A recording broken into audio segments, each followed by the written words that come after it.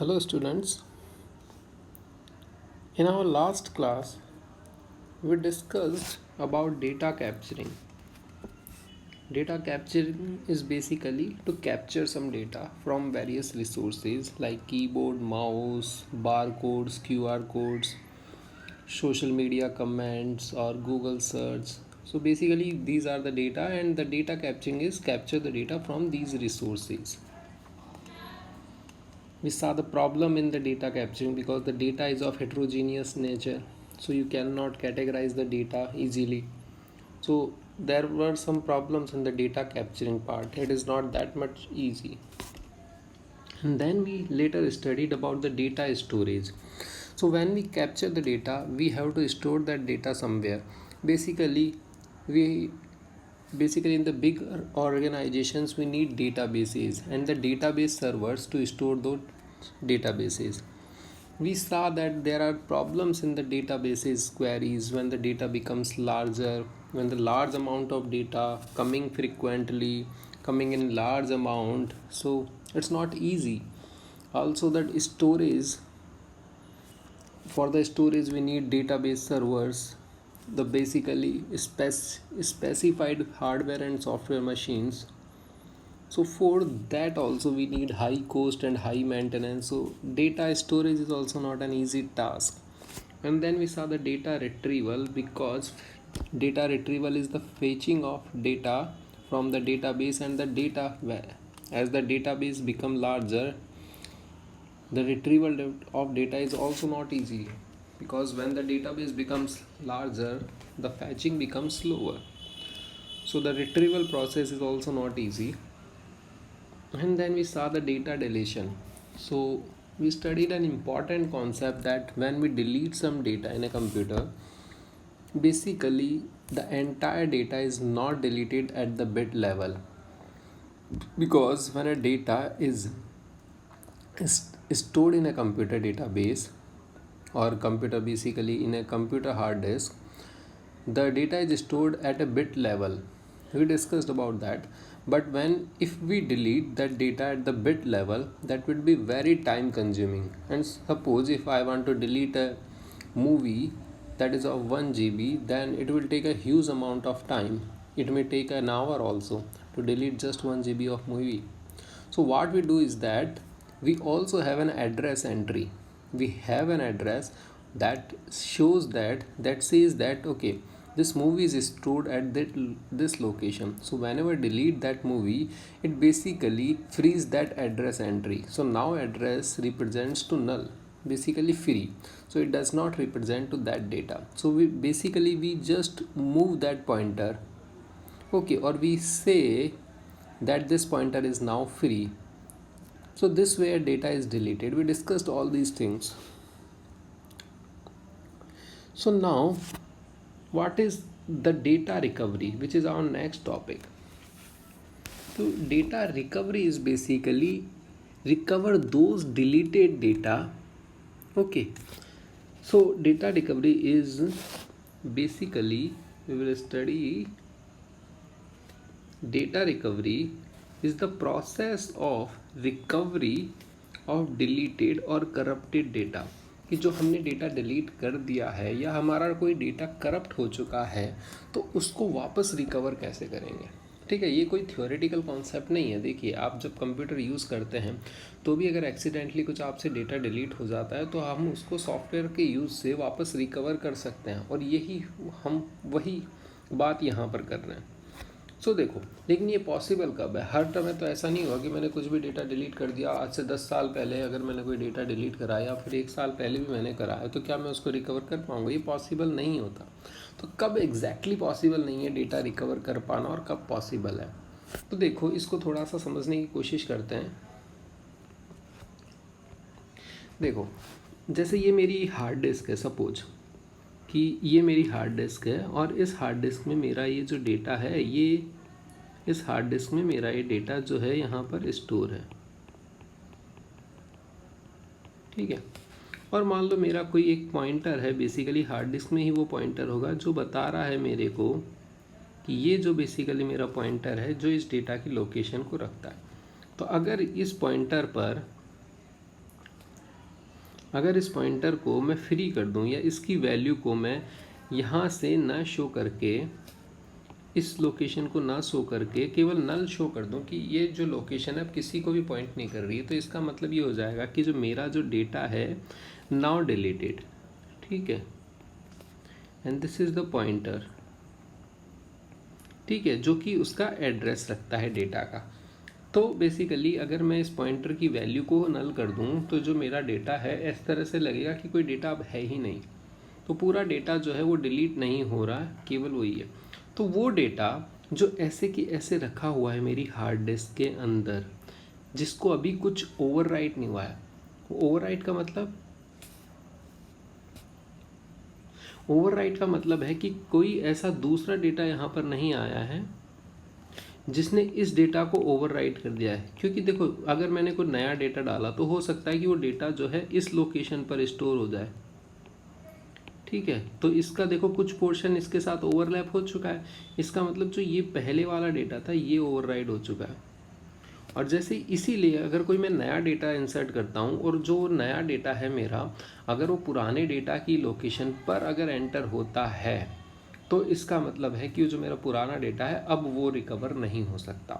लेकिन अगर कोई नया डेटा मेरे पास आ रहा है वो इस लोकेशन पर अभी तक एंटर नहीं हुआ है। अच्छा, एंटर क्यों होगा? क्योंकि देखो मैं डिलीट तो उसको बोल ही चुका हूँ ना कि मेरा जो ये डेटा है वो पहले से डिलीट तो मैं कर ही चुका हूँ, तो इसका मतलब वो फ्री है, अब उस पर मैं कुछ भी लिख सकता हूँ, ओवरराइड कर सकता हूँ।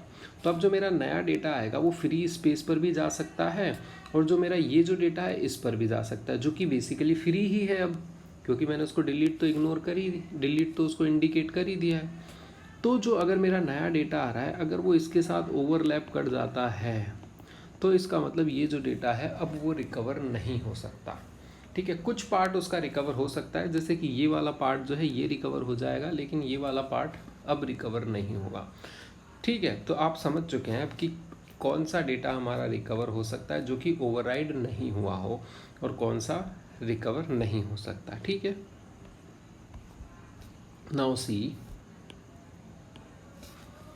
Is the process of recovery और डिलीटेड और करप्टेड डेटा पॉसिबल? अब ये पॉसिबल कब है? Only when the data which actually not deleted but its address entry is made as free is not overwritten by some other data, ठीक है।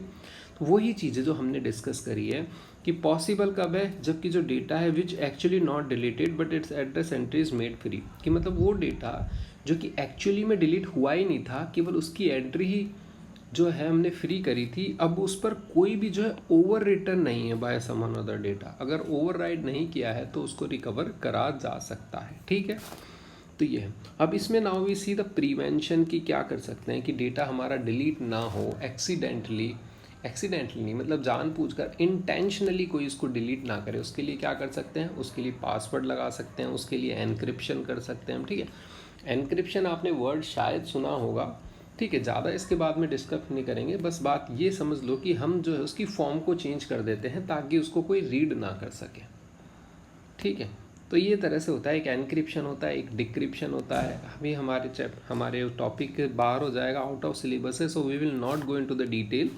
सो prevention basically कैसे करना है, को data deletion can be prevented in case of deletion by unauthorised person और software, कि कोई भी ऐसा पर्सन जो उसको एक्सेस ना कर ले, जिसको हम नहीं चाहते कि कोई भी हमारे अलावा हमारे डेटा को कोई भी एक्सेस करके उसको डिलीट कर दे, या कोई भी सॉफ्टवेयर ऐसा हमने इंस्टॉल कर लिया कि वो हमारे डेटा को डिलीट कर दे, ऐसा हम नहीं चाहते। तो उसके लिए हम क्या करेंगे कि हम पासवर्ड्स लगा सकते हैं हमारे डेटा पर, और दूसरा हम एनक्रिप्शंस का यूज़ कर सकते हैं, ठीक है।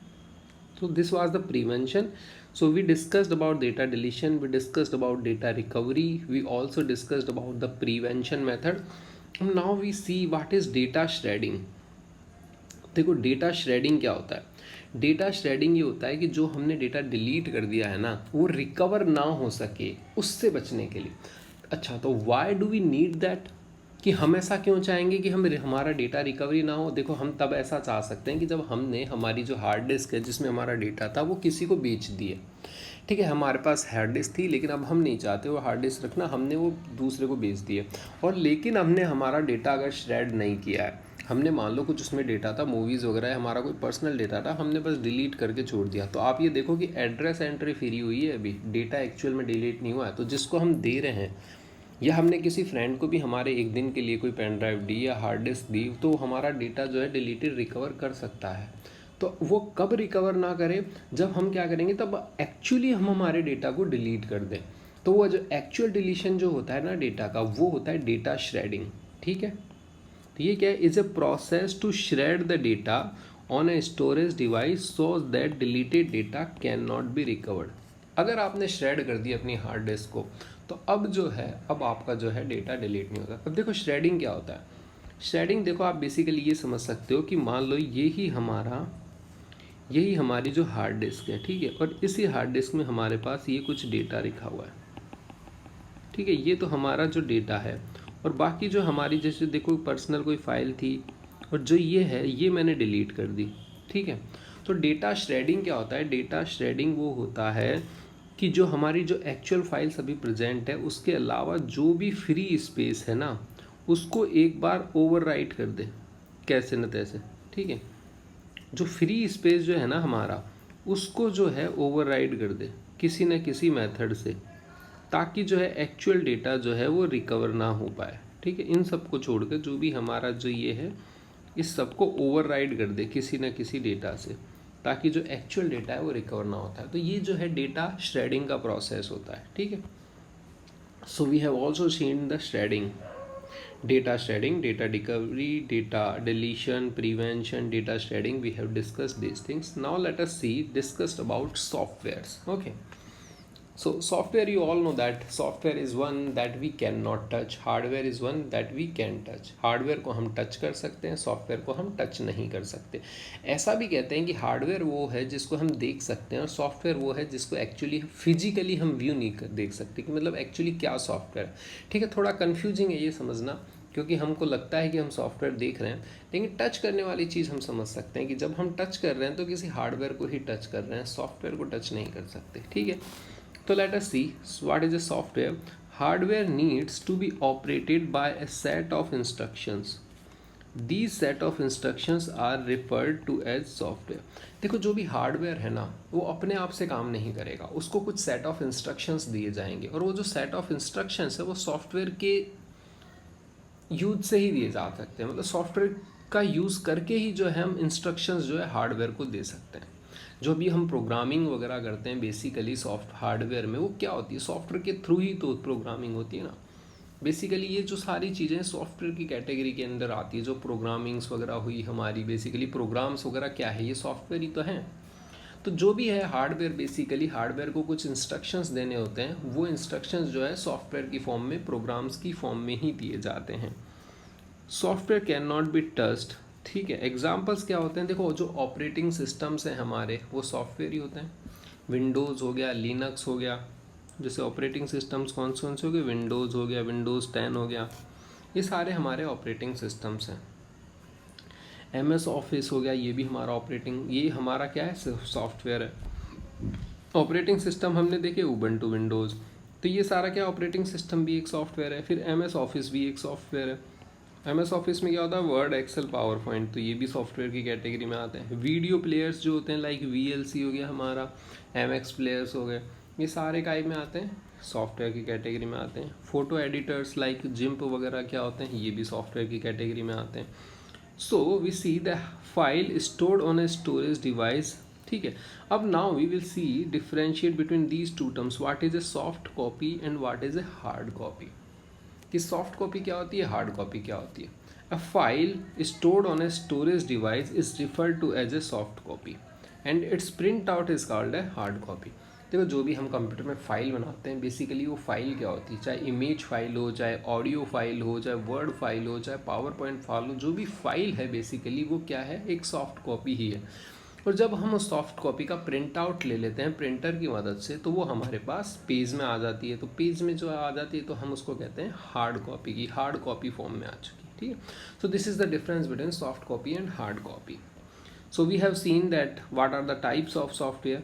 Types of software we will basically study. We have seen some examples of software like operating system, like MS Office, video player, photo editors, GIMP. These things we have discussed. So now let us see what is the need of a software. So we cannot instruct the hardware of a computer directly. वही same चीज़ है, ठीक है, कि hardware को हम instruct नहीं कर सकते, इसलिए हमें सॉफ्टवेयर चाहिए उसको इंस्ट्रक्शंस देने के लिए प्रोग्राम्स की फॉर्म में. प्रोग्राम्स की फॉर्म में क्या होते हैं, इंस्ट्रक्शंस होते हैं. तो software acts as an interface between the users and the hardware. तो देखो यूज़र जो है डायरेक्ट हार्डवेयर को इंस्ट्रक्ट नहीं कर सकता, तो यूज़र को बीच में सॉफ्टवेयर चाहिए जिसके थ्रू वो हार्डवेयर को इंस्ट्रक्शन दे सके. ठीक है. Software can be broadly classified into 3 categories. कौन कौन से सॉफ्टवेयर होते हैं, एक तो सिस्टम सॉफ्टवेयर्स होते हैं, एक प्रोग्रामिंग टूल्स होते हैं और एप्लीकेशन सॉफ्टवेयर्स होते हैं. सिस्टम सॉफ्टवेयर ऑपरेटिंग सिस्टम्स वगैरह ये जो कैटेगरीज के होते हैं. एप्लीकेशन सॉफ्टवेयर आपके जो ब्राउज़र्स वगैरह ये जो आ गए, इंटरनेट ब्राउज़र्स हो गया, गूगल क्रोम हो गया, ये सारे आपके उसमें. प्रोग्रामिंग टूल्स बेसिकली जो आपके कंपाइलर्स होते हैं ये उस कैटेगरी में आ गए. ठीक है. So we will see the classification of softwares, different type of software like system software we will also see programming software. We will not study the programming tools, okay, that is not into the syllabus. So we will see the need of software we have seen. So we will next see the type of software.